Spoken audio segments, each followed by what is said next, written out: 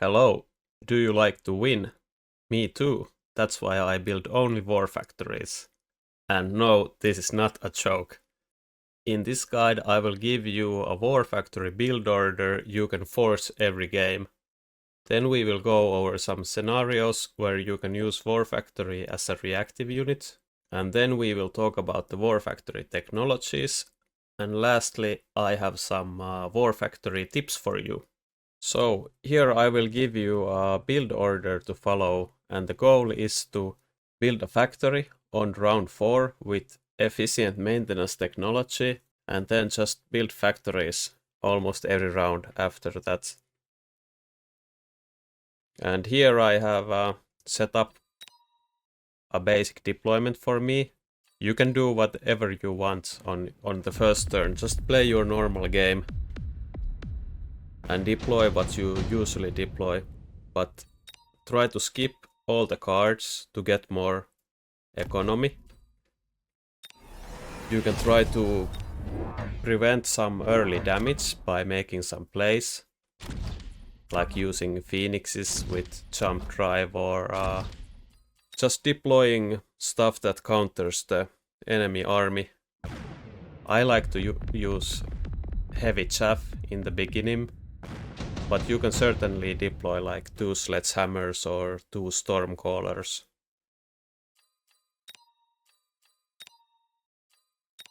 You can deploy passively or you can deploy aggressively. Just do whatever you normally do, so it isn't like telegraphed what you are going to do. Just make sure on round 4 you have enough money to unlock and build the factory and take the efficient maintenance technology. So round 4 comes the first factory.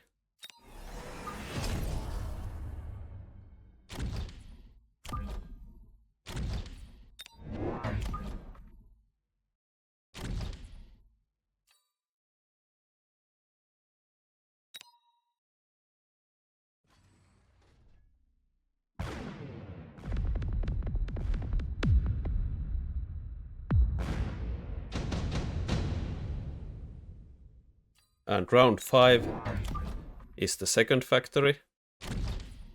And sometimes here you have enough money to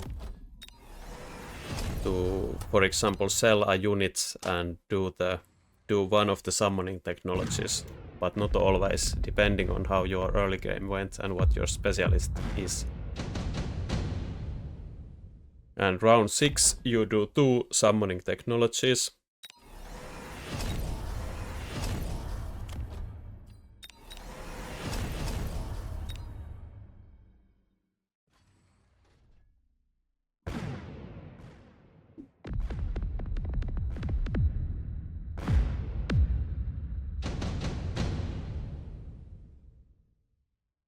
And round 7 you do 2 more war factories.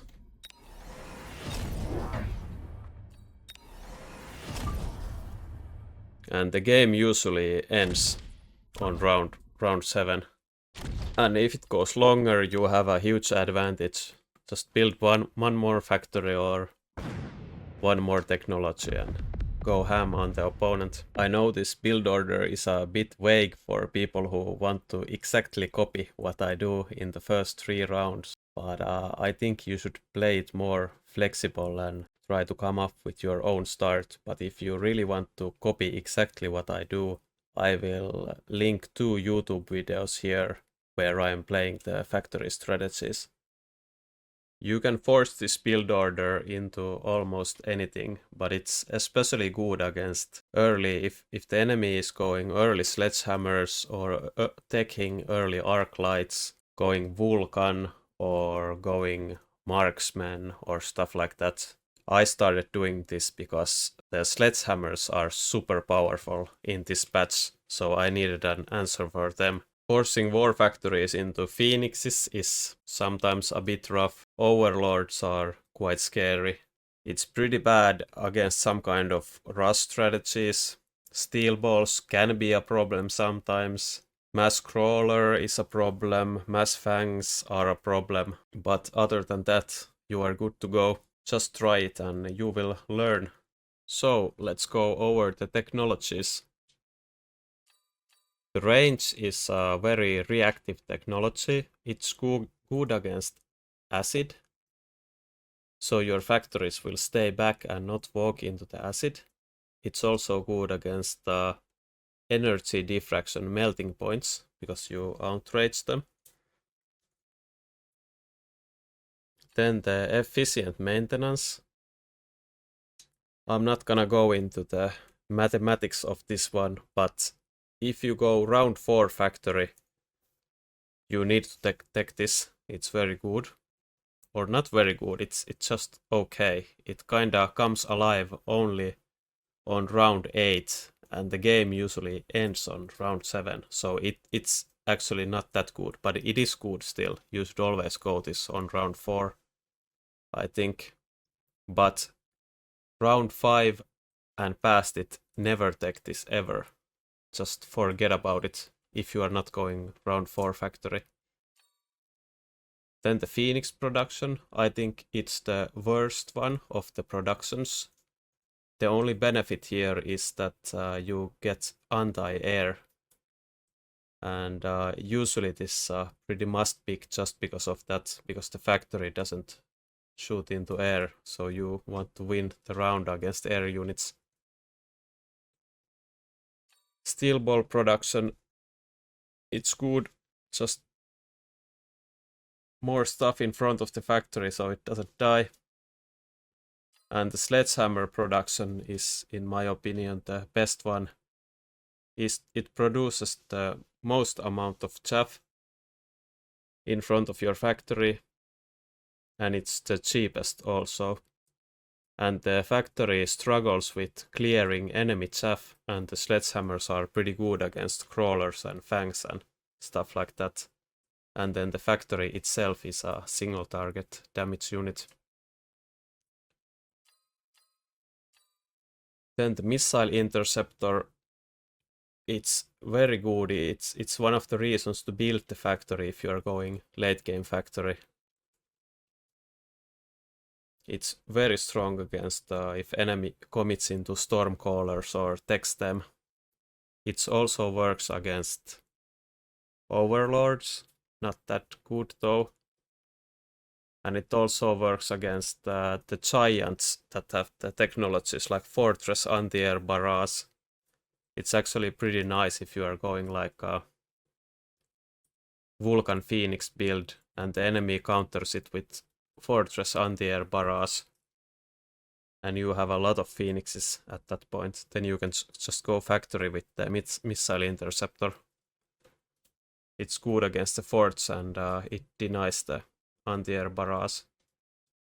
It also works against the melting points EMP, so sometimes people try to counter the factory with melting points and take the EMP for them. Then you can just go missile interceptor and it will deny the EMP and your factories will keep summoning stuff. And I'm not sure about the exact ratio how many factories you need per melting points, but I think you need 1 factory per 2 melting points to intercept almost everything. It also works against Vulcan's incendiary fire and stuff like that. The launcher overload, I don't think it's good. I think you can play like pick the extended range card for the factory, then go range and launcher overload, but it's pretty niche thing. I wouldn't even equip this. Then the photon coating, some of you might think this is like a good thing to counter acid with, but it's not. It will run out before the acid does anything. The one use I have come up with this is that if it's like the last turn of the game, you can unlock a war factory, put 1 factory in the line, like the most closest to the enemy, so it tanks every damage the enemy has got, and then take the photon coating on it. That's the only use I've come up with this. I don't think you ever want to go armor. The factory isn't vulnerable to small stuff. And high explosive ammo, I think it could be good, but I think these technologies are just better. So yeah, the factory is best used. If you go early factory, it's best used as a summoning machine for sure. If you go it later, it's usually because of the missile interceptor. Also, it's worth mentioning that if you pick up the improved cards along the way, for example, improved Phoenix or improved Sledgehammer, your War Factory will start producing them, so it's quite powerful. And also the War Factory level 2 will produce level 2 units. And about taking the War Factory to level 2, it's very situational. If the enemy got acid, for example, I would never take the War Factory or level the War Factory. If it's a War Factory mirror matchup, I would always level the War Factory. It's very, very situational and depends a lot on your money situation, whether you want to do it. And also the stuff that War Factory spawns has the technologies you have upgraded for them. So for example, the Sledgehammer, I sometimes take the armor for the sledges. I don't like the EMP. The balls, the mechanical division is really good. It creates a lot of chaff, but I feel like when I'm playing early factories, it just the money lines up better for you to just build more factories and more technologies on the factories than going and unlocking steel ball, building steel ball, and taking mechanical division. But it could be good sometimes. And the Phoenix, I've noticed that I usually start my own games with jump drive, and it's usually pretty bad with the War Factory spawn. With the jump drive, the Phoenixes will run forward and die. But I've also noticed that a lot of times the enemy's only anti-air unit is like a melting point. So then actually the jump drive Phoenix becomes very good. It runs forward and tanks for the War Factory. But it's really bad against, for example, Mustangs. And sometimes the range is needed with the War Factory summoning. EMP can be quite good against enemy War Factories or enemy melting points if he goes like energy diffraction. But I don't know. It usually feels like a waste of resources. So, a couple of tips. I apologize, this section is a bit hastily done. I don't wanna deploy enemy army here. But this could be a board that I will end up with the factories. And the enemy could go like acid scorpions here. And one way to combat that is to mobile beacon your stuff. For example, like this. What will happen is the enemy will spread acid here, and eventually his guys will walk to their own acid, and then the war factories are gonna fight from around here and kill whatever the enemy has. Also, if the enemy has some kind of like volcan fire and melting points here, when you are playing aggressive war factories like this, usually like almost everything the enemy deploys is here, and there's not much here. So you can always just mobile beacon these guys like this and create pressure here. And the thing is with the factories, the longer they are alive, the more they are producing.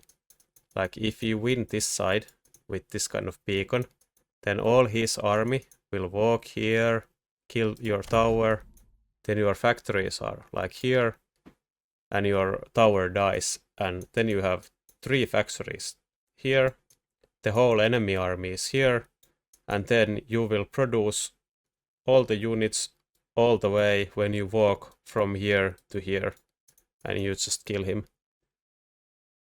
So the mobile beacon is very useful.